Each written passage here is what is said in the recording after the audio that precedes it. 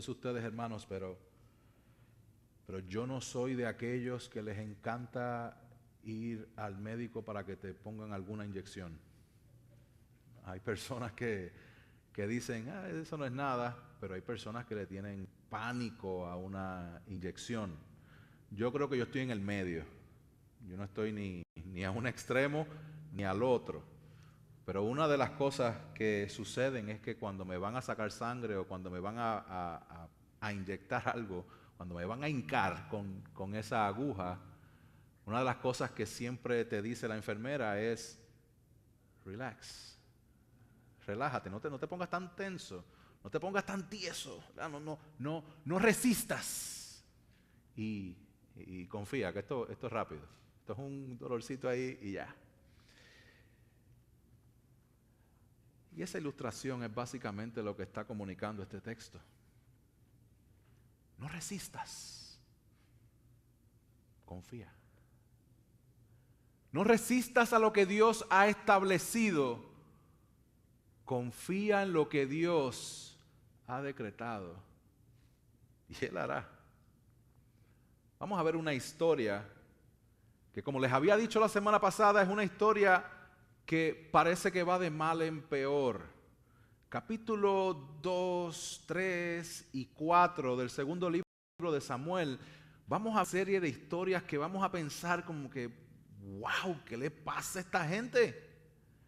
Vamos a ver guerra, vamos a ver derramamiento de sangre, vamos a ver que esto que está sucediendo en estos capítulos es entre el mismo pueblo, entre la misma gente. Están peleando entre ellos. Van a haber momentos en que no vamos a poder descifrar bien quién es el bueno y quién es el malo. Quién está actuando de manera correcta, quién está actuando de manera incorrecta. Va a ser unas historias que vamos a ver a continuación que son un poco raras, pero como hemos comunicado, el libro de Samuel nos está narrando una historia que contiene historias específicas que todas juntas van formando una historia mayor. Van a haber historias que son raras y confusas, pero dentro de todas esas historias va a estar Dios llevando a cabo su plan redentor. Y eso es lo que vamos a ver hoy, específicamente. Vamos a ver cuando hay resistencia a lo establecido por Dios, vamos a ver las consecuencias o los resultados de cuando resistimos a Dios, y vamos a darnos cuenta en el tercer punto que Dios hace lo que Él quiere aunque resistamos. Qué bendición, ¿verdad? Es el Dios que le servimos, que por más que se resista, al final del día Él va a hacer lo que Él quiere. Él va a lograr a cabo su propósito. Así que vamos a comenzar. Ya leímos los versos 8 al 11, que el verso 8 comienza con un gran pero.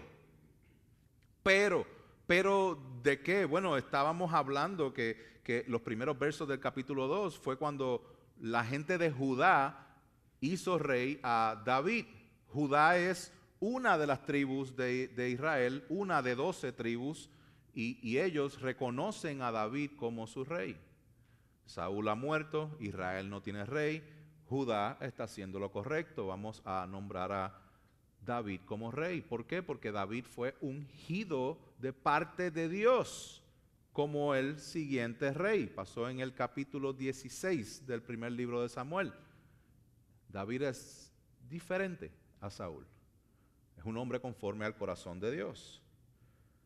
Pero vemos aquí que Dios ha establecido a David como rey, pero eso va a enfrentar una resistencia. Dios estableció a David, pero ahora Abner lo va a resistir. ¿Por qué? ¿Por qué Abner resiste lo establecido por Dios? Bueno, es interesante porque aquí vemos que hay una serie de lugares de los cuales, mientras David va a ser rey de Judá, viene Abner y dice a Isboset, al hijo de Saúl: tú vas a ser rey sobre Galaad, sobre Jesurib, sobre Jezreel, sobre Benjamín, sobre Efraín y sobre todo Israel. Qué interesante, porque ahora Israel se quedó sin rey, pero ahora tiene dos reyes. Ahora tiene a David en Judá y a Isboset, hijo de Saúl, en el resto de las regiones. Y aquí lo que vamos a ver es un gran contraste. Gran contraste entre lo establecido por Dios y lo que es la resistencia. Por un lado, nosotros vamos a ver que Abner es el que está escogiendo a Isboset como rey. Podemos preguntarnos de dónde sale tanta autoridad de este Abner. ¿Quién es Abner? O sea, vemos a David y vemos Dios lo ungió por medio del profeta Samuel para ser rey. Dios lo ungió. Y aquí vemos Abner puso a Isboset como rey. ¿Quién es este Abner? Bueno, Abner, el texto dice que es hijo de Ner. Amén. Podemos orar, concluir y ya tenemos todo resuelto. Abner, el hijo de Ner. Vamos a ser más específicos. Este es el comandante del ejército de Saúl. O sea, este es uno de los tipos de más influencia y poder en todo el país. Es el jefe del ejército.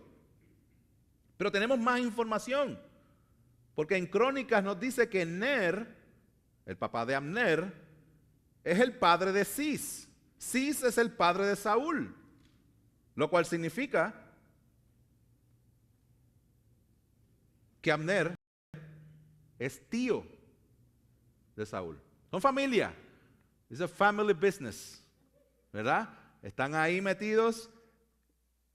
Él es básicamente el segundo al mando en cierta manera, o por lo menos así se cree él, porque él se ve en la necesidad y en la obligación de, como comandante, el jefe del ejército de Saúl, nombrar al hijo de Saúl como jefe.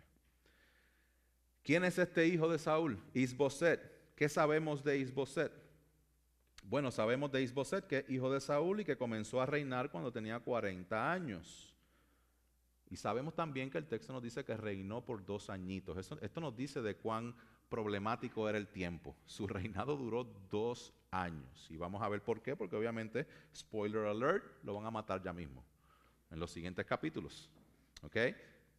Ahora, hay cosas que debemos preguntarnos y que debemos reconocer acerca de Isboset. Isboset es presentado en el libro de Crónicas con el nombre de Esbaal.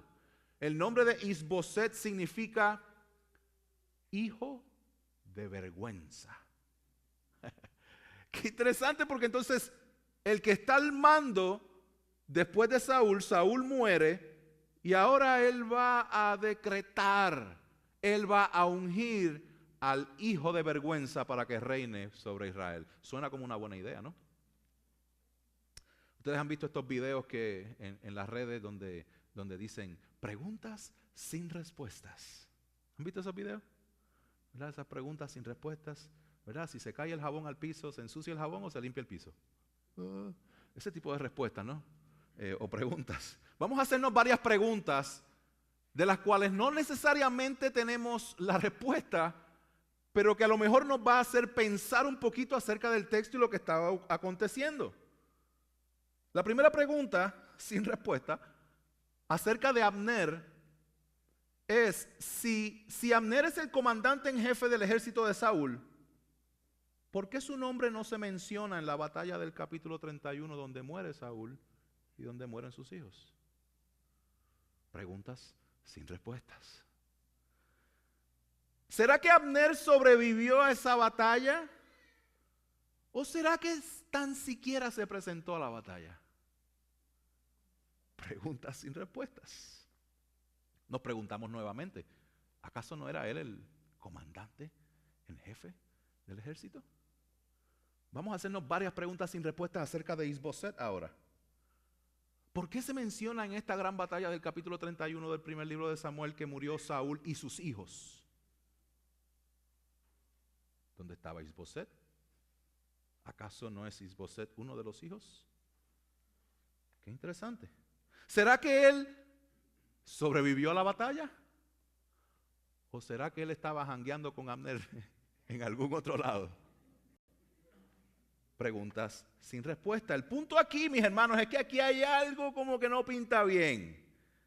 Aquí hay un nombramiento arbitrario de parte de Abner diciendo, para yo poder mantener mi posición de poder, Isboset, dale, que te toca. Tú vas a ser el rey. Ahora, sí vamos a hacernos unas preguntas ahora con respuestas de lo que la palabra sí nos dice. Preguntas con respuestas son estas. ¿Debía Abner mantener el reino de la casa de Saúl? O sea, ese era el rol de Abner, que cuando se muriera Saúl buscar el sucesor de él. No. ¿Cómo sabemos esto? Bueno, lo sabemos de manera bien clara porque en el capítulo 13 del primer libro de Samuel y en el capítulo 15, Saúl fue desechado junto con su casa. Dios le dijo de manera específica en el capítulo 15, verso 28, hoy el Señor ha arrancado de ti el reino de Israel y lo ha dado a un prójimo tuyo que es mejor que tú. Ya se sabía, por eso es que Jonatán se quitó la espada, las vestiduras y se las entregó a David diciendo, yo reconozco que se supone que yo sea el heredero, pero el heredero vas a ser tú porque Dios te ha escogido a ti y mi lealtad ahora mismo está contigo. ¿Se acuerdan? Capítulo 18. Eso no era el trabajo de Abner hacer eso. Otra pregunta, con respuesta. ¿Era Isboset el candidato ideal para reinar sobre Israel? ¿Es Isboset el hombre conforme al corazón de Dios, el hijo de vergüenza? No. ¿Cómo sabemos esto? Bueno, todavía no lo sabemos si leemos hasta aquí el capítulo 2, pero si seguimos leyendo, nos vamos a dar cuenta en el capítulo 3 que dice que el que se esforzaba por la casa de Saúl era Abner, no era él. También vemos que en el capítulo 3, verso 11, dice que él tuvo una discusión con Abner y dice que no le pudo contestar porque le temía. Entonces el rey le teme al que está en segundo al mando, al que lo puso a él como rey. Entonces el poder básicamente está en Abner, no está en Isboset. También en el capítulo 4, cuando muere Abner, otro spoiler alert, me disculpan, pero Abner va a morir. En el capítulo 4, cuando muere, Isboset se llenó de miedo y el pueblo entero se llenó de miedo. Entonces vemos que Isboset no es el candidato ideal. Otra pregunta, ¿conocía Abner que David era el escogido? Podemos decir, es que Abner no sabía, es que Abner pues no se dio cuenta. No, para nada. Desde el capítulo 14 se dice que Abner era el capitán del ejército de Saúl. Y en el capítulo 17, ¿se acuerdan del capítulo 17? Esa historia que todos conocemos, David y Goliat. Al final, cuando Goliat muere, le corta la cabeza, Saúl le dice a Abner, ¿quién es ese? Búscame ese muchachito. Y es Abner el encargado de llevar a David a donde Saúl en el capítulo 17. No solamente eso, Abner estaba allí cuando Jonatán reconoce que él es el heredero. Saúl puso en el capítulo 18 a David al mando de los hombres de guerra. Aquí es que podemos empezar a darle un poquito de sentido al asunto. ¿Quién es el capitán del ejército? Abner. Pero cuando David mató a Goliat, ¿a quién ponen por encima de los hombres de guerra? A David. Y a lo mejor Abner está aquí como que... Pareciera ser que Saúl no fue el único que se llenó de envidia cuando empezaron a decir ese cántico de que Saúl mató a los 1000, pero David mató a los 10,000. ¿Se acuerdan? No solamente eso. ¿Se acuerdan en el capítulo 24, capítulo 26, cuando David tuvo la oportunidad de matar a Saúl y en ambas ocasiones lo perdona? ¿Se acuerdan que en el capítulo 24, cuando Saúl fue a cubrir sus pies, ¿hicieron la asignación? Ok. Cuando él fue a cubrir sus pies, ¿se acuerdan que al final David dice estas palabras? Saúl dice estas palabras. Saúl dice, ahora, he aquí, yo sé que de seguro has de reinar y que el reino de Israel estará estable en tu mano. Saúl el rey está diciendo eso de David. ¿En presencia de quién? De Abner. ¿Se acuerdan del capítulo 26 cuando hay un super ejército y David pasa por entre medio de ellos y le corta un pedacito de la tela de la capa y le lleva el pote de agua? ¿Se acuerdan de eso? Y cuando David sale, David se para en un monte alto y le grita y le dice, Abner. David se dirigió a Abner y puso en ridículo a Abner porque Abner no protegió al rey. Yo creo que estamos viendo de dónde sale esta idea de Abner de ponerse a nombrar a Isboset como rey. Qué interesante que la evidencia bíblica nos muestra que Abner está obrando conscientemente en contra de lo establecido por Dios. David es una amenaza contra el poder que él tiene, que él ejercía. Entonces, ¿qué hace Abner? Pues nombra de rey al hijo de vergüenza. Ahora hay dos reyes, ahora hay división, ahora hay dos centros de mando, Judá y el norte. Este es el gran contraste, que mientras Dios determina quién es el próximo rey, hay alguien tratando de detener lo que Dios ha establecido. Pero ¿quién puede detener lo que Dios establece? Dios dijo que iba a ungir a David y lo ungió, y David va a ser rey. Mis hermanos, la resistencia a Dios no es nuevo. Nosotros lo vimos, la resistencia a Dios, desde el jardín del Edén. ¿Se acuerdan el jardín del Edén, el capítulo 3? La resistencia a Dios la vemos en Caín, la vemos en los tiempos de Noé, la vemos en Babel, lo vemos en la desobediencia de Abraham, lo vemos en la rebeldía del pueblo en el desierto, lo vemos en el tiempo de los jueces, lo vemos en el tiempo de Samuel, lo vemos en nuestros tiempos y lo vemos en nuestros corazones. El salmista decía, ¿por qué se sublevan las naciones y los pueblos traman cosas vanas? Se levantan los reyes de la tierra y los gobernantes traman unidos contra el Señor y contra su ungido, diciendo, rompamos sus cadenas y echemos sus cuerdas. Permíteme hacer varias preguntas de reflexión. ¿Sabes lo que Dios ha establecido en tu vida? Lo que Dios ha establecido en tu matrimonio, en tu hogar, en tu devoción, en tu servicio, en tus responsabilidades. ¿Sabes lo que Dios ha establecido para que tú hagas? Segunda pregunta. ¿Lo resistes? ¿Estás resistiendo lo que Dios ha establecido en tu vida? Mis hermanos, es mi oración que nosotros podamos reconocer el pecado remanente en nuestras vidas, que constantemente resiste lo que Dios ha establecido y que por lo tanto vengamos a Él humillados para que Él nos muestre las áreas de resistencia en nosotros. Es mi oración que vengamos a Él con un corazón como el salmista que decía, escudriñame, oh Dios, y muestra mi corazón, y pruébame, y conoce mis pensamientos, y ve si hay en mí camino de perversidad, y guíame al camino eterno. No mires la resistencia a Dios como algo que hace este malvado Abner. Míralo como algo que hacemos tú y yo a diario. Esa resistencia está en nuestros corazones todavía a causa del pecado. Como les dije, este capítulo 2 hasta el 5 es un reguero. Es a mess. Y lo que vamos a estar viendo a continuación, desde el verso 12 hasta el 32, van a ser las primeras consecuencias o el resultado de la resistencia a lo establecido por Dios. Eso es lo que vamos a ver ahora.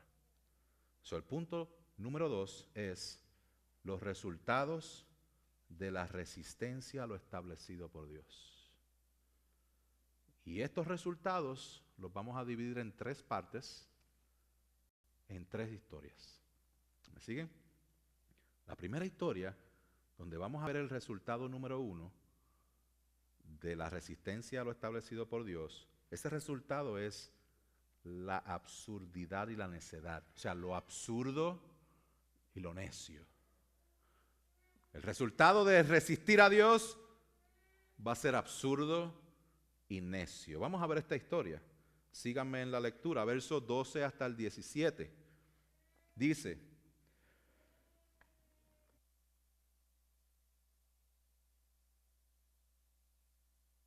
Abner, hijo de Ner, salió de Mahanaim a Gabaón con los siervos de Isboset, hijo de Saúl, y Joab, hijo de Sarvia, y los siervos de David salieron y los encontraron junto al estanque de Gabaón, y se sentaron unos a un lado del estanque y los otros al otro lado.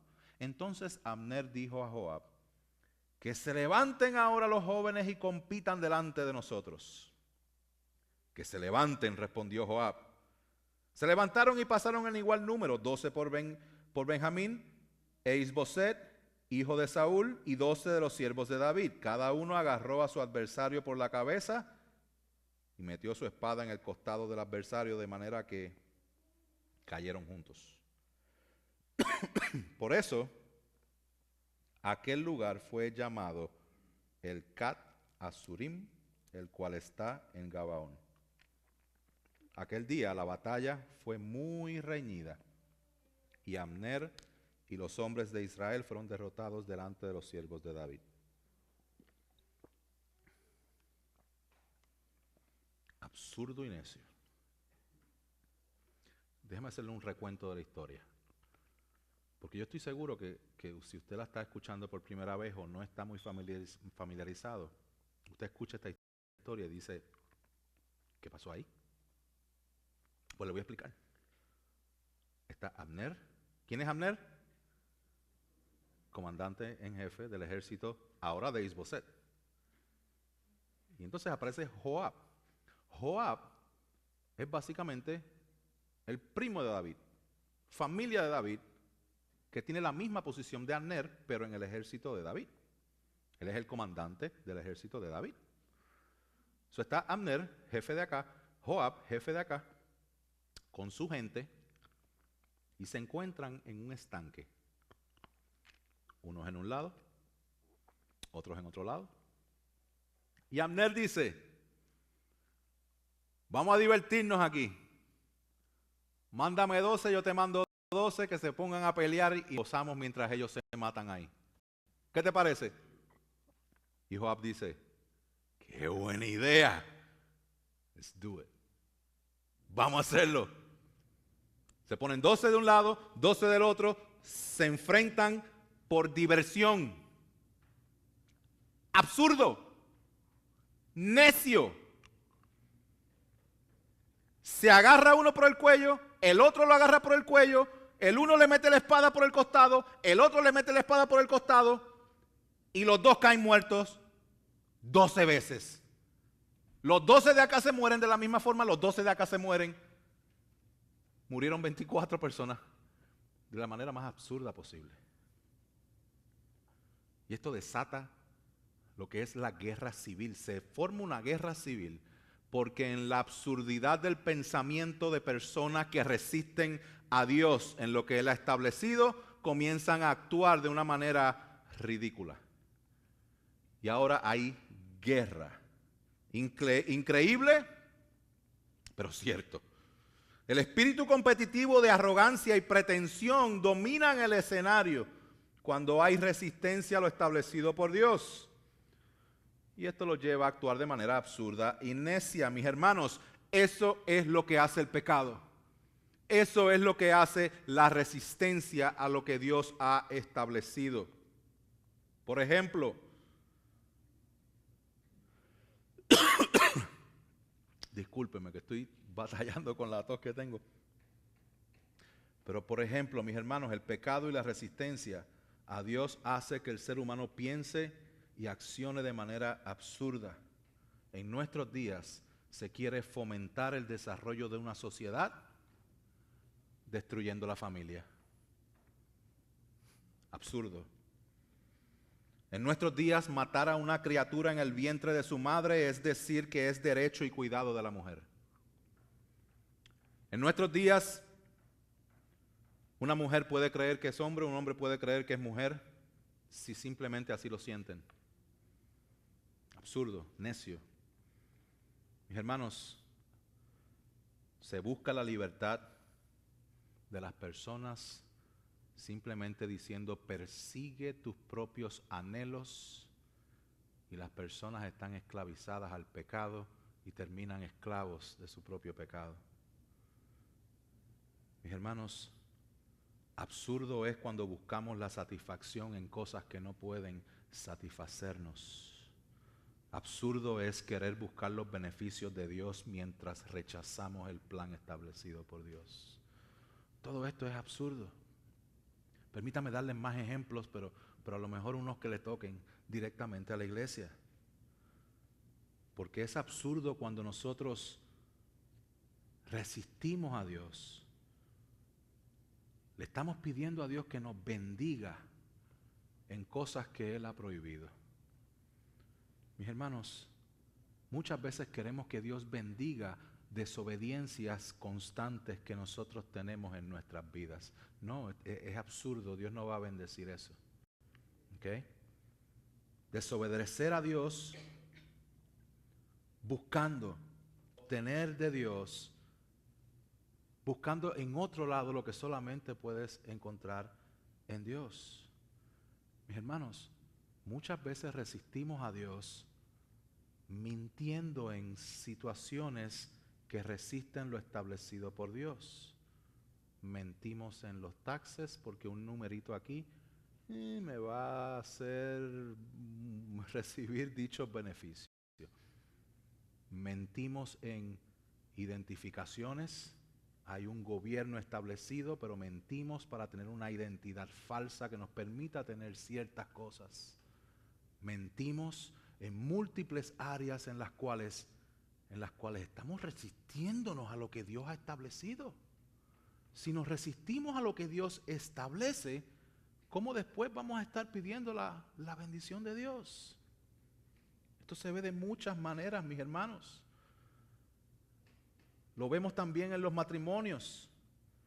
Los matrimonios conforme a Dios. Queremos que nuestro matrimonio sea conforme a Dios, pero rechazamos los roles y las responsabilidades que Dios le ha pautado a cada cual. Esto se ve también de manera absurda y necia en nuestras vidas, mis hermanos, cuando nosotros queremos crecer espiritualmente, pero negamos el uso de los medios de gracia que Dios nos ha dado. Dios, ayúdame a crecer. Dios, bendice mi vida. Dios, ayúdame a conocerte. Pero nunca leo la palabra, pero nunca me congrego, pero no quiero hacer esto, pero no quiero hacer lo otro. Es que yo quiero crecer. Sí, lo que pasa es que no te congregas. Ay, es que estás siendo muy legalista con el congregarte. No es legalismo, es que el congregarte es un medio de gracia que Dios ha provisto para que crezcas. Entonces, mis hermanos, hay muchas maneras en que se puede ver esto absurdo. Resistimos ciertas cosas, pero queremos que Dios sea el que obre en nuestras vidas. ¿Qué tal cuando nosotros les rogamos a Dios que haga su voluntad? Cuando ya tenemos el plan escrito desde la A hasta la Z y lo que queremos realmente es que Dios bendiga nuestro plan en vez del plan de Él. Mis hermanos, hay múltiples formas de nosotros resistir a Dios. Y muchas de esas formas, por causa de nuestro propio pecado, no nos damos ni cuenta. De ahí la importancia en que nosotros reconozcamos el pecado y reconozcamos que el pecado y la resistencia a Dios nos lleva a actuar de manera absurda y necia. Resultado número 2. En el resultado número 2 de la resistencia a lo establecido por Dios, vamos a ver el mal uso de las virtudes o el mal uso de los dones que Dios da. ¿Okay? Dios nos ha dado dones, nos ha dado cosas buenas y las usamos de la forma no que Dios quiere. Esto es lo que vemos del 18 hasta el 23. Ya saben la historia, se mataron estos hombres. Obviamente ellos andaban con más personas, se desata la guerra, empiezan a pelear entre ellos. Y dice el verso 18, estaban allí los 3 hijos de Sarbia, Joab, Abisai y Asael. ¿Se acuerdan que Joab es el jefe del ejército de David? Y Asael era tan ligero de pies como una gacela de campo. Asael persiguió a Abner y no se desvió ni a derecha ni a izquierda de ir tras Abner. Entonces Abner miró atrás y dijo: ¿Tú, Asael? Yo soy, respondió él. Abner le dijo: desvíate a tu derecha o a tu izquierda, apodérate de uno de los jóvenes y toma sus despojos. Pero Asael no quería dejar de perseguirlo. Abner se volvió a decirle a Asael: deja de perseguirme. ¿Por qué he de derribarte en tierra? ¿Cómo podría entonces levantar mi rostro ante tu hermano Joab? Pero él rehusó apartarse. Por tanto, Abner lo hirió en el estómago con la parte trasera de la lanza, y la lanza le salió por la espalda, allí cayó y allí mismo murió. Y todos los que venían al lugar donde Asael había caído y muerto se detenían. What? ¿Se dan cuenta del tipo de historias que hay aquí? ¿Se dan cuenta del resultado de la resistencia a Dios? Abner ahora está huyendo. Y esta persona, Asael, tiene un talento dado por Dios. Este era hombre digno de ir a las Olimpiadas, tipo Usain Bolt, y hacer la señal que él hacía, ganar la medalla de oro. Tenía un talento que es descrito aquí como una gacela. El tipo corría como una gacela del campo. Y él sabía eso. Yo sí que puedo correr. ¿Tú estás huyendo? Aquí está mi momento de brillar. Te voy a perseguir. Y te voy a perseguir, y te voy a perseguir. Y Abner se da cuenta y dice: Asael, acuérdate, esta gente se conoce. Son parte del mismo pueblo. Asael, ¿ese eres tú? Y Asael: ¿quién más rápido como yo? Nadie más rápido que yo. Claro que soy yo. No me persigas. Ya hay tipos muertos, quédate con los despojos de ellos. Te voy a perseguir. Segunda ocasión: no me persigas, deja de perseguirme. Si me sigues persiguiendo, voy a tener que matarte. ¿Y qué hizo Asael? No, te voy a perseguir. ¿Qué hizo Abner? Le tiró la lanza así para atrás. Y ahí murió el hermano de Joab, el comandante en jefe de David.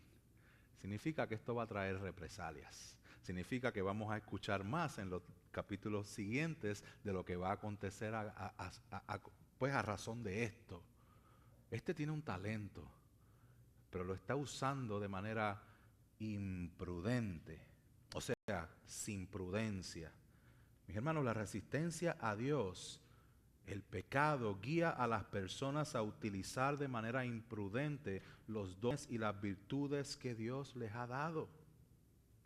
Hay personas que tienen una elocuencia tremenda, que tienen un don para hablar increíble, y lo utilizan para enseñar falsas doctrinas, o lo utilizan para estar hablando mal de otras personas.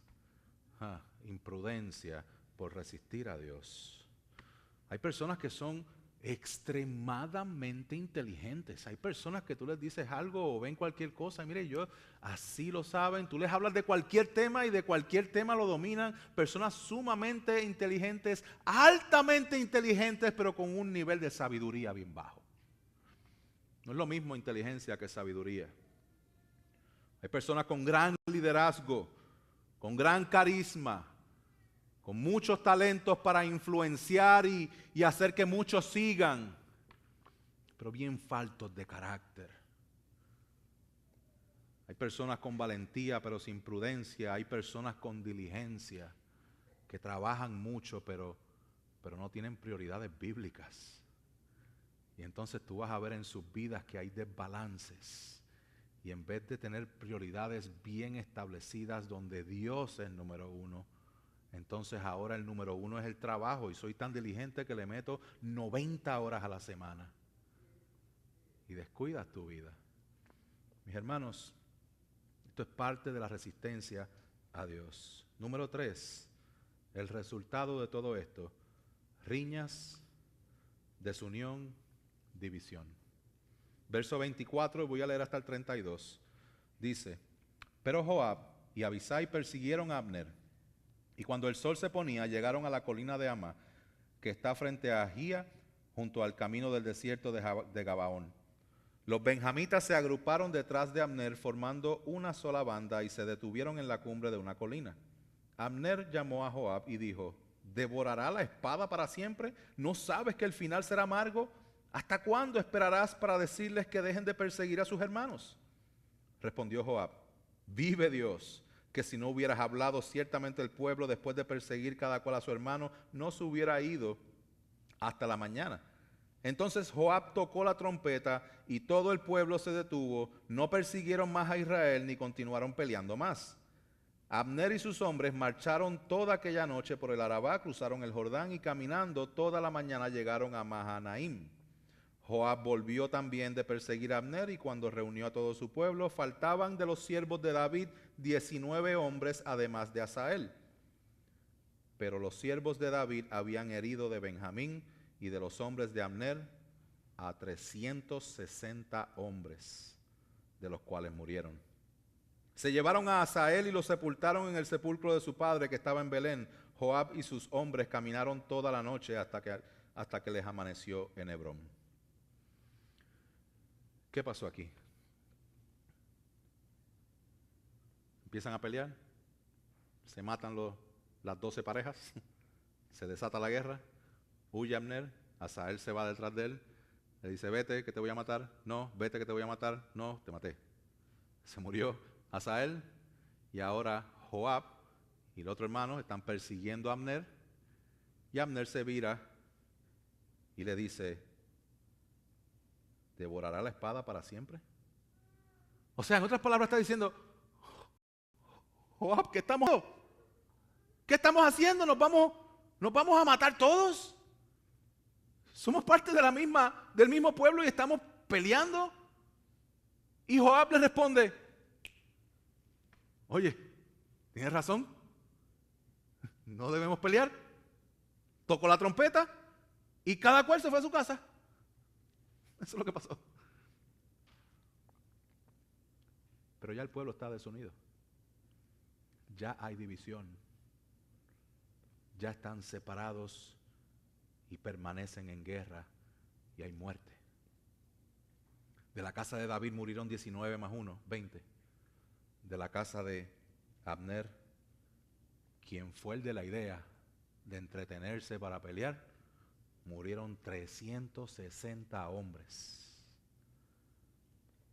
Aquí vemos el resultado de lo absurdo, de lo necio, ¿verdad? De usar los dones de manera equivocada. Como resultado de resistir a Dios, llegó la división de un pueblo y la resistencia de un pueblo a lo establecido por Dios. Mis hermanos, otra vez, la resistencia a lo establecido por Dios no es nueva.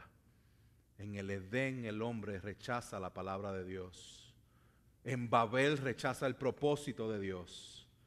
Faraón rechaza la autoridad de Dios. Israel rechaza el gobierno de Dios. Los profetas hablaban y el pueblo rechazaba la voz de Dios. En los evangelios nosotros vemos que el pueblo rechaza al Hijo de Dios. En el libro de Hechos vemos cómo se resiste al Espíritu de Dios. En Romanos Pablo explica que esta resistencia procede de un corazón caído. Y hasta lo último en Apocalipsis veremos cómo la humanidad intenta finalmente resistir a Dios. Pero sin éxito.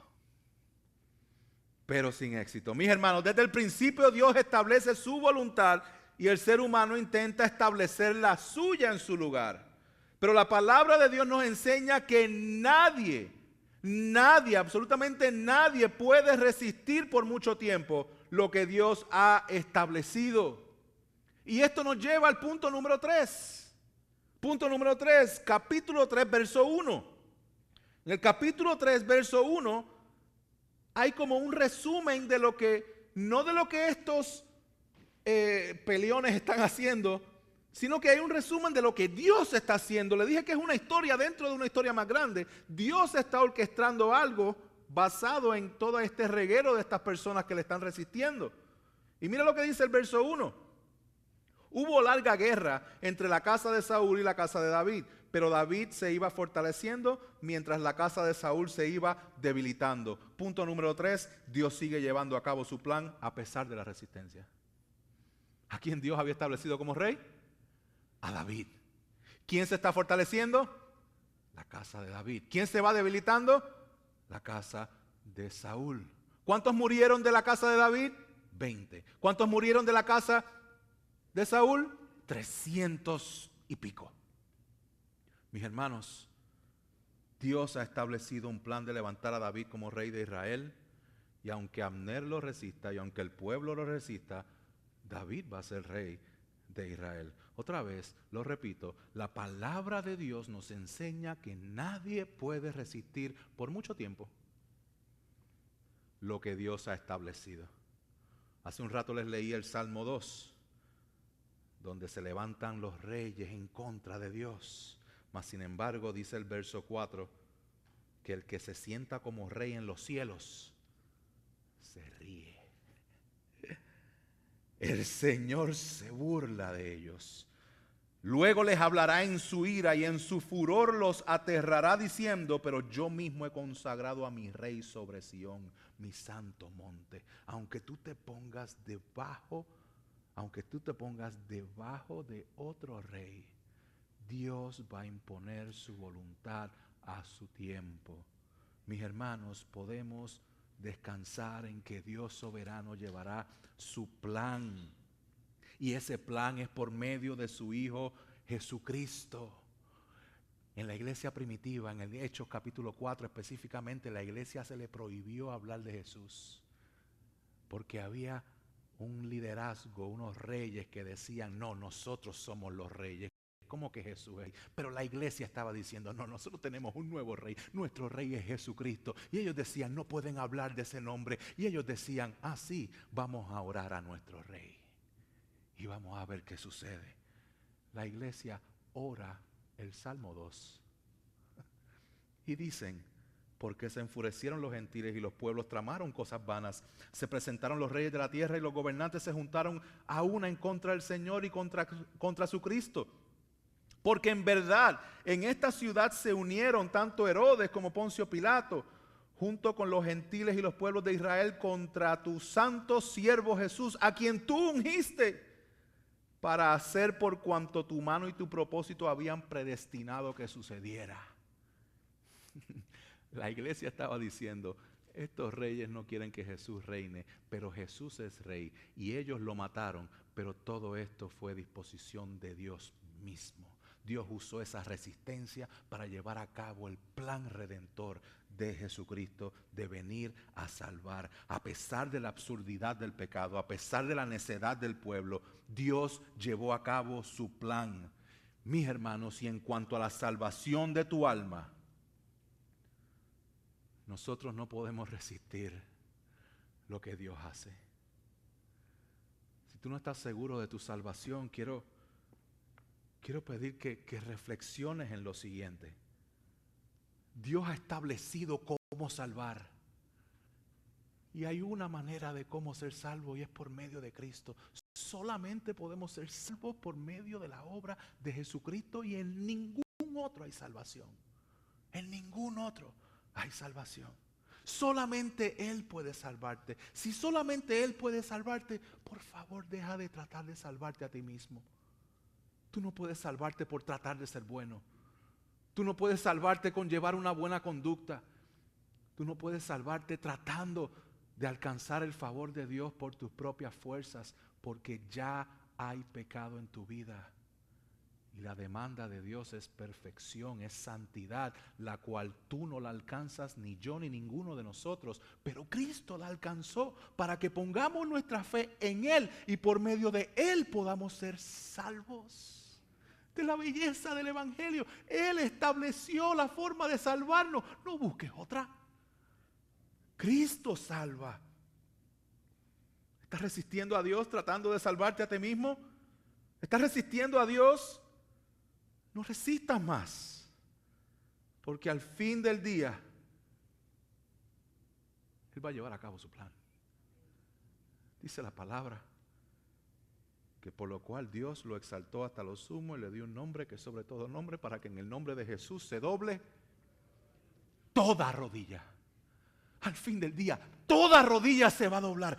Toda la rodilla, aún de los que resistieron a Dios, en su momento reconocerán que Él es el Rey de Reyes y Señor de Señores y lo que ha establecido Dios para darnos vida. Y aquel que se rinde a Él de manera voluntaria por fe en Cristo tiene el privilegio de gozarse en la eternidad con Él, pero el que no, sus rodillas serán quebrantadas en el castigo eterno, reconociendo que Él es soberano sobre todas las cosas. Pero todo el mundo doblará todas las rodillas.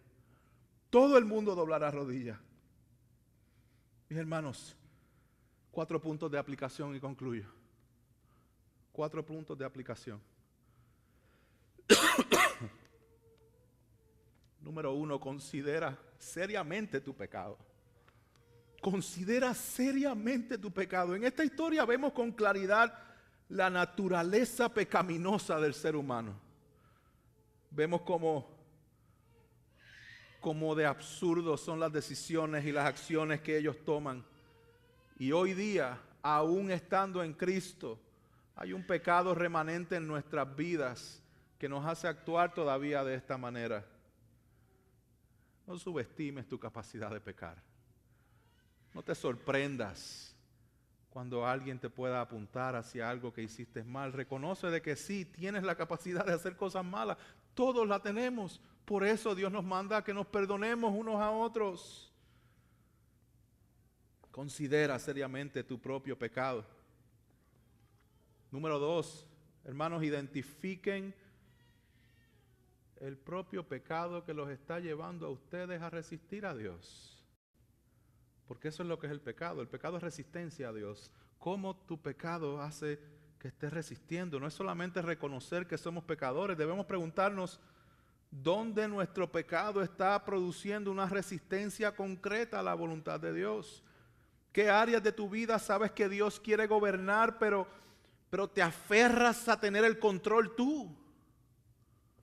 ¿Cuáles son esas áreas? Considera tu propio pecado antes de considerar el pecado de otros.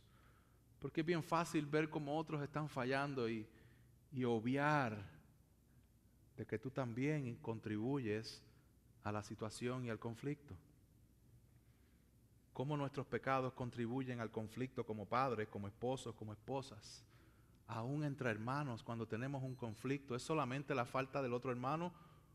No. En todo conflicto hay faltas de los dos lados. Y debemos reconocer que somos pecadores y debemos reconocer que cuando simplemente el culpable es 100% el otro, nos estamos resistiendo a la verdad de Dios que nos dice que también somos nosotros pecadores irresponsables. Número 3, reconoce también que el pecado de otros te guiará a la tentación de resistir lo que Dios ha establecido. Mis hermanos, David tuvo que lidiar con sus faltas, pero tuvo que lidiar con los pecados de muchas personas. Estuvo huyendo por muchos años. De la misma manera, mis hermanos, la obediencia a Dios no significa que las demás personas van a estar cooperando contigo para que tú seas obediente. Muchas veces va a ser lo contrario. Muchas veces es a causa del pecado de otros la causa de la resistencia que hay en tu corazón. Porque si Dios te manda a perdonar y no perdonas, aunque la falta haya sido del otro, ahora el que se está resistiendo eres tú. Porque si Dios te manda a soportar y no estás soportando al otro hermano y estás careciendo de paciencia, por más tremendito que sea el otro hermano, el que estás cayendo en resistencia eres tú ahora. Mis hermanos, si el Señor nos manda a amar a alguien que no lo estamos amando, estamos resistiendo a Dios. Si carecemos de paciencia, si carecemos de generosidad, si carecemos de las cosas que Dios nos ha mandado y culpamos a otro, sí Él va a tener culpabilidad y responsabilidad delante de Dios, pero también hay resistencia de parte de nuestro corazón. Y una cosa más, mis hermanos.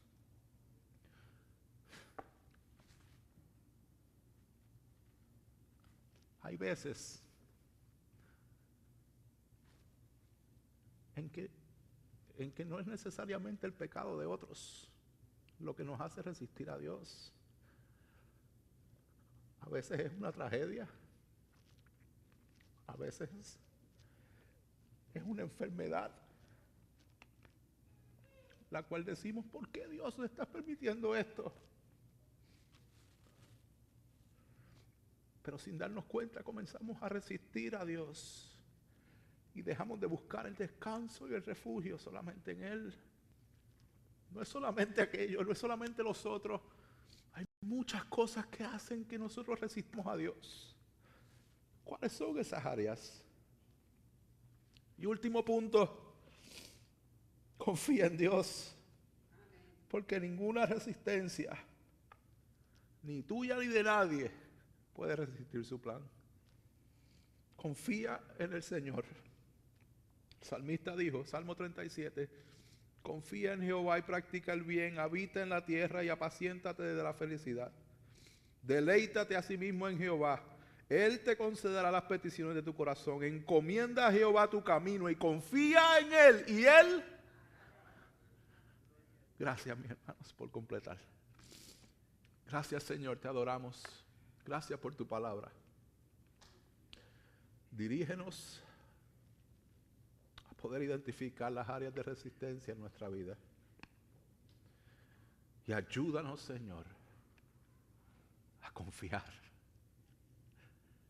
que cuando sintamos las inyecciones que la vida nos da, podamos estar relajados, confiados en que tú estás en control de todas las cosas, en que tú estás en tu trono, en que tú reinas, en que tu voluntad será hecha. Guárdanos y bendícenos, Señor. Te lo pedimos en el nombre poderoso de Jesús. Amén y amén.